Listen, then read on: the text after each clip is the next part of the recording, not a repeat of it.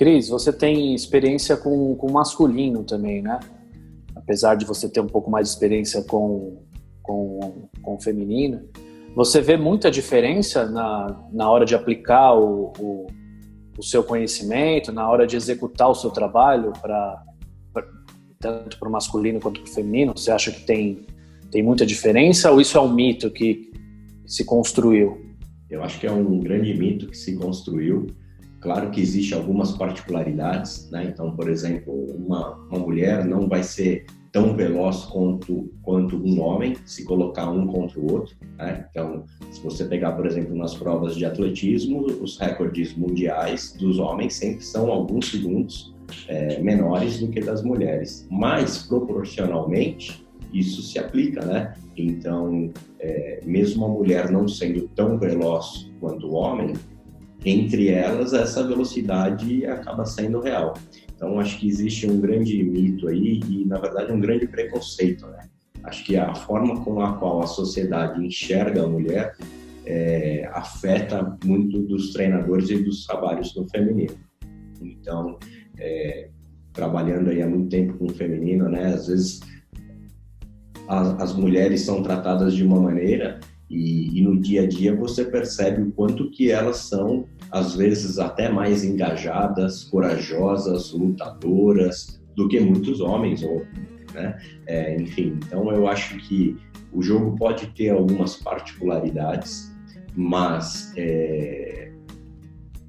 o trabalho, né, o basquete é um jogo único e você tratando as pessoas com respeito, seja no masculino, seja no feminino, não tem diferença. O que se tem é uma ideia pré-concebida de que a mulher é mais frágil, que você não pode cobrar porque ela menstrua e aí ela vai chorar e ela vai ficar sensível, sentimental. Então acho que tem muitas questões aí que são pré-concebidas e que no fundo, né, quando você está dentro da quadra, quando você está dentro do campo, da piscina, você está ali, você é um personagem, né? Você está representando uma outra, um outro lado de você mesmo. Então nós temos algumas meninas, algumas atletas que podem ser dóceis, sensíveis fora de quadra, mas extremamente lutadoras e competitivas dentro de quadra. Nós temos algumas atletas hoje na seleção brasileira que têm esse perfil e que quando entram em quadra enfrentam os desafios, deixando de todo o lado da beleza, da sensibilidade do lado de fora. Tá certo, entendi. Bom, vamos falar um pouquinho da formação, né, do treinador, né? Você comentou um pouco que, pegando um pouquinho desse gancho aí da sua fala, né, que tem alguns, enfim, talvez tenha algum modelo de treinador antigo, vou chamar assim, né, que está baseado nessa questão da punição, está baseado nessa questão de motivar de uma maneira, digamos assim, mais agressiva, né? Você acha que o treinador moderno, o treinador atualmente, ele precisa mudar esse estilo? O que você pensa sobre isso? E como é que a psicologia te ajuda ou pode ajudar as pessoas, né, os treinadores, a desenvolverem um trabalho? Bom, eu acho que uma das grandes reclamações, né, que nós escutamos dos professores, dos treinadores, dos técnicos, é de que, mas essa geração isso, essa geração Nutella, né? Mas se a gente observar ao longo da história, né, a geração nova é sempre a Nutella, né? E a geração anterior é sempre a mais engajada. Então, o meu pai pode falar isso para mim, e aí o meu avô falava isso para o meu pai, provavelmente meu tataravô falava para o meu bisavô, né? Então, porque essa geração nunca vivenciou uma guerra, não sabe o que é ter que viver com uma guerra, a iminência, a fome, a luta, enfim. Eu acho que a grande questão é que nós não vamos mudar uma geração inteira, né? Nós não vamos mudar toda uma juventude. Então, nós temos que nos adaptarmos à nova geração. Esse é o nosso desafio, esse é o nosso trabalho. E eu também escuto muito assim, porque a tecnologia veio para acabar com essa geração, porque a internet, porque as redes sociais. Na verdade, não, né? A tecnologia não traz as dificuldades. A tecnologia nos traz soluções. O que nós temos que entender é como usar essa tecnologia para o bem, como usar a tecnologia para ter mais interação com os atletas, com a comunidade, para transformar isso em conhecimento. Então, por exemplo, o que é possível fazer hoje em análise de jogo é uma coisa fantástica, fenomenal. E isso era impossível 20, 30 anos atrás. Então, acho que a grande questão é como nós usamos a tecnologia, né? Como nós usamos isso para interagir melhor com os nossos atletas. E falando sobre a nossa formação, né, de professor, de treinador, eu acho que primeiro que o professor é muito desvalorizado no Brasil, né?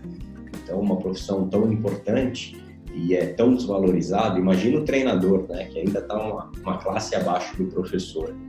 Então, eu acho que nós temos um problema na formação, e se nós observarmos a formação do professor, principalmente do professor de educação física no Brasil, ela sempre esteve ligada com o militarismo, né? A educação física chegou no Brasil através do Exército, com objetivos de formar, né, novos soldados ou com objetivos de higiene. Essa é a base histórica da educação física no Brasil. Por isso, esse nosso comportamento de cobrar, de castigo, de punição, porque nós somos muito relacionados com essa formação militarista. E ao longo dos anos, essa formação ela foi passando por uma transformação, principalmente ali após a ditadura militar, né, com a volta de professores, de intelectuais que estavam no exílio.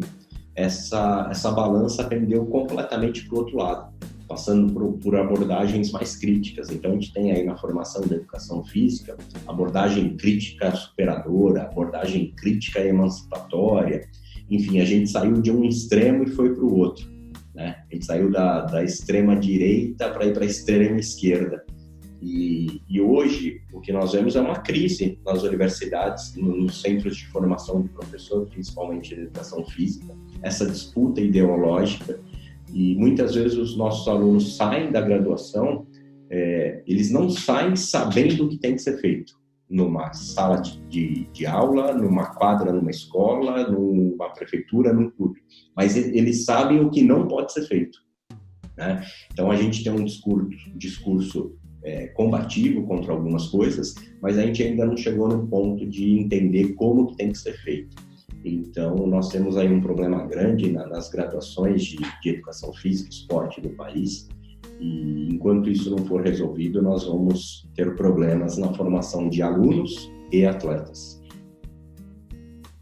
Então, é algo bem complexo, né, para mudar, enfim. Então, acredito que o treinador tenha que se reciclar a todo momento, né, Cris, para dar conta dessa nova geração, como você comentou, né?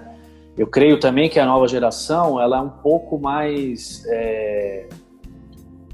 empoderada, eu vou chamar assim, né? Talvez ela não aceite algumas coisas que a nossa geração aceitava, né?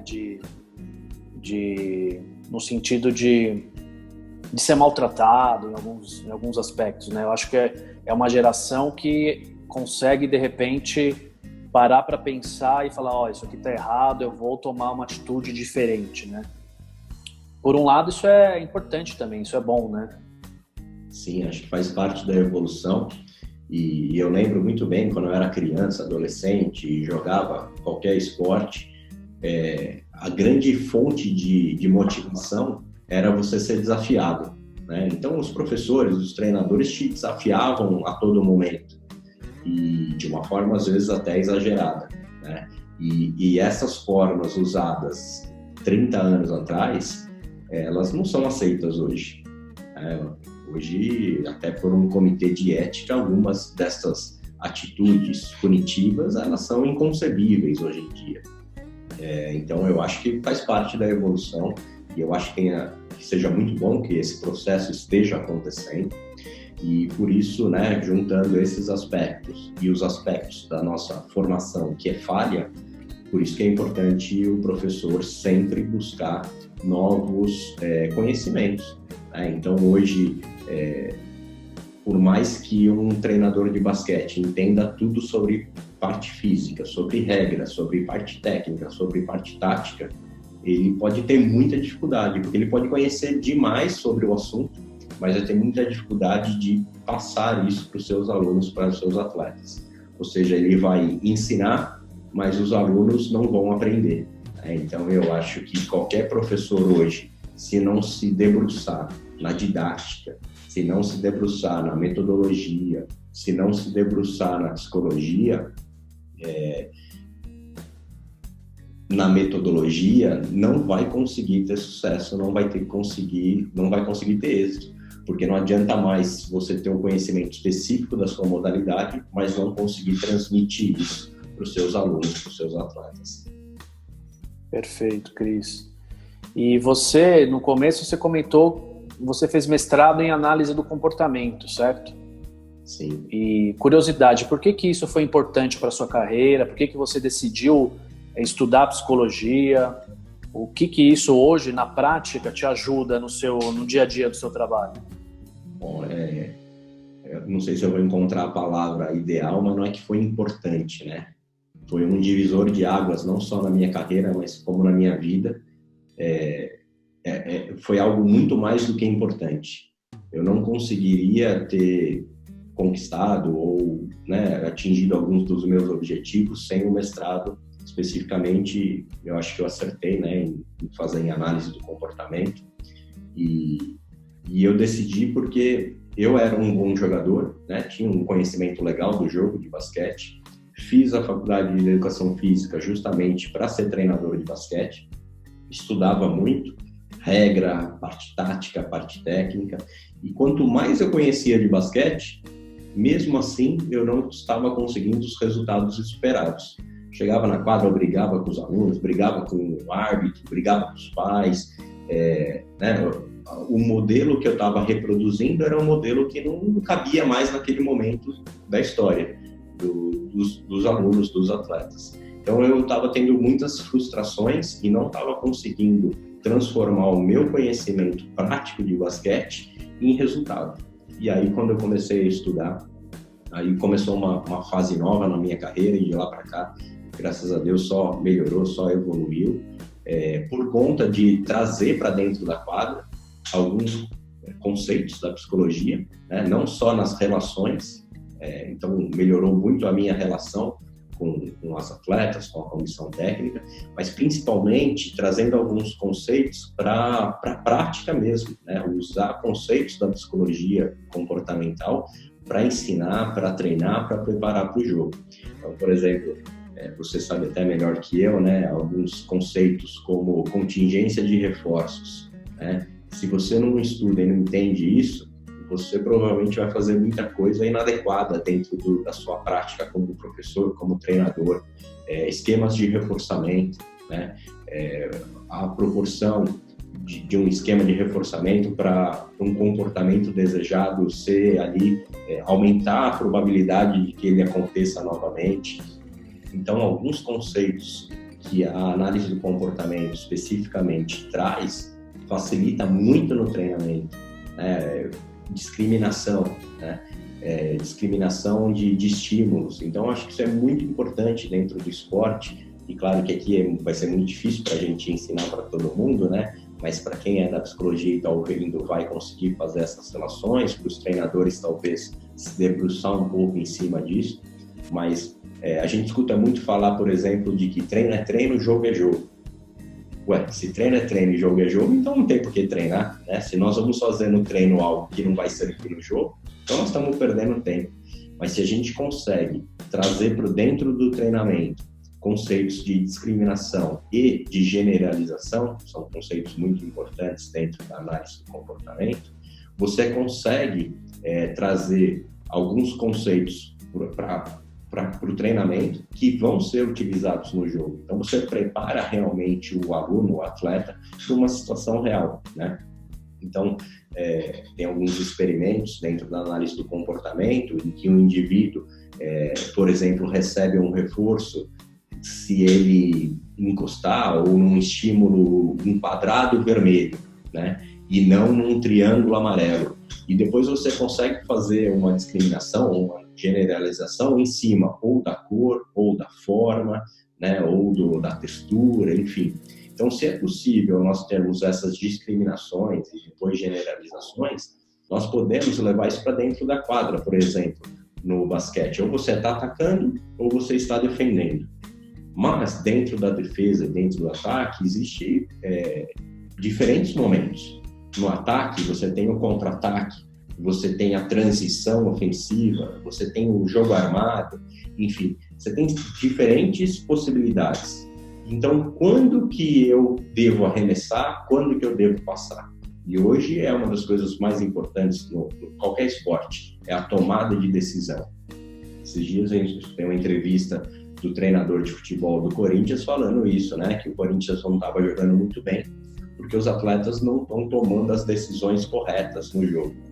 E, através da discriminação de um estímulo, nós podemos ensinar o atleta, ó, nessa situação particular, você arremessa, né? Nessa situação, você não arremessa, você passa a bola. Então, são conceitos que muitas vezes eu acho que a psicologia está ganhando um espaço muito grande no esporte, mas está ganhando muito nas questões mais mentalistas, né? De ansiedade, de controle de ansiedade, de motivação, de concentração. Mas a psicologia pode contribuir muito mais do que isso, né? Não que isso não seja importante, claro que é, mas a psicologia dentro da formulação, do planejamento do seu treino, pode resolver os problemas que você vai enfrentar no jogo. Isso é possível, né? Se a gente pegar o livro, estudar, e não é muito difícil, né, Falcão? Você que é da área, são conceitos que são possíveis de um professor, mesmo que não um psicólogo, aprender, aplicar no seu treinamento e conseguir resultados melhores. Sim, sem dúvida, Cris.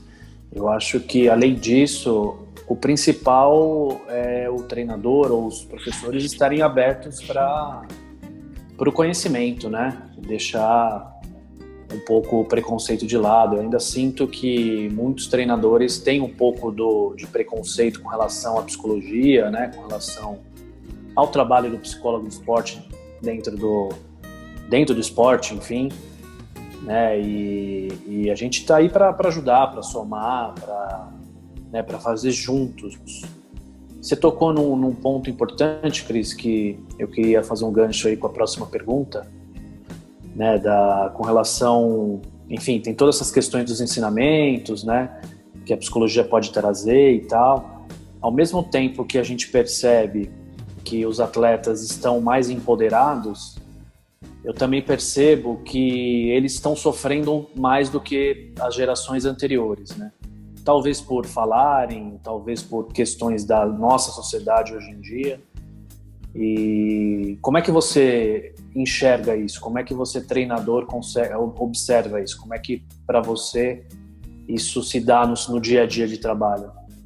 Bom, acho que primeiro já vem do próprio preconceito, né? Se nós estamos vendo atletas sofrendo mais e ainda assim muitos da nossa classe rejeitam a presença, a aproximação da psicologia, do psicólogo, do esporte, nós estamos perdendo a chance de nos ajudar, né? Ajudar o nosso trabalho, ajudar o nosso atleta.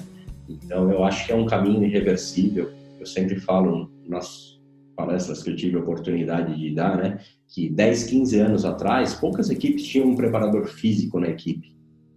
E hoje é difícil você achar uma equipe que não tenha um preparador físico, né, de alto nível, uma equipe de alto nível, ou que pelo menos o professor não tenha estudado preparação física e esteja aplicando na sua equipe. Então, a preparação física ganhou esse espaço, né, já está consolidado, essa importância já é de domínio, né? E agora quem está traçando esse percurso é a psicologia. Então, acho que faz parte da evolução e daqui 10 anos nós vamos falar da psicologia, né? Do mesmo jeito que a gente fala hoje na preparação física. A psicologia ganhou seu espaço, está nas comissões técnicas, e agora nós estamos aí ganhando espaço e aí vamos ter uma outra área se juntando a esse trabalho multidisciplinar, né? Mas voltando à pergunta, eu acho que não são só os atletas que estão sofrendo mais, né? Eu acho que a humanidade está sofrendo mais. Então, talvez você tenha esses dados melhores do que eu, mas acho que nunca se teve tantos casos de ansiedade e depressão como nós temos hoje.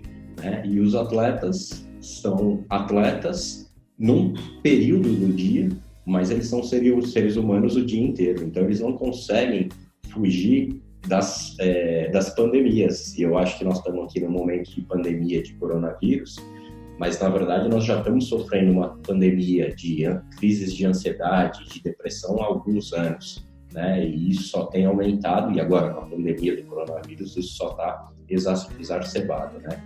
Então, eu acho que você tem razão, nós nunca tivemos tantos atletas sofrendo, mas acho que isso não é uma questão do esporte, acho que isso é uma questão do momento que a humanidade está vivendo, né? E eu acho importante que muitos atletas tenham se posicionado, admitido e procurando, né, ser exemplo, porque acho que o maior problema é que nós temos muitos atletas que rejeitam a ajuda nesse momento, né? E quando a gente vê um atleta de NBA, um atleta do futebol de alto nível, né, como o Kevin Love, que foi um dos primeiros aí a puxar esse processo, acaba sendo um líder, né? Acaba sendo um exemplo para os nossos atletas, para as nossas atletas procurarem ajuda, porque algumas questões são impossíveis de se passar sozinho, né? Então eu acho que estamos num processo aí de autoconhecimento e busca de soluções. Sem dúvida, Cris, concordo, né? Antes da pandemia tinha um dado muito importante com relação à ansiedade no Brasil. O Brasil é considerado o país mais ansioso do mundo, né? E a Grande São Paulo, onde a gente vive e trabalha, é considerado a região mais ansiosa do mundo. Então, se fizerem algum estudo durante a pandemia, com certeza esses dados evoluíram muito, né? Principalmente também para os adolescentes, que tem essa questão da sociabilidade, enfim, que tem isso muito forte nessa faixa etária, né? Agora, muitos deles tiveram que ficar em quarentena, enfim, então o sofrimento talvez tenha aumentado muito aí nessa população.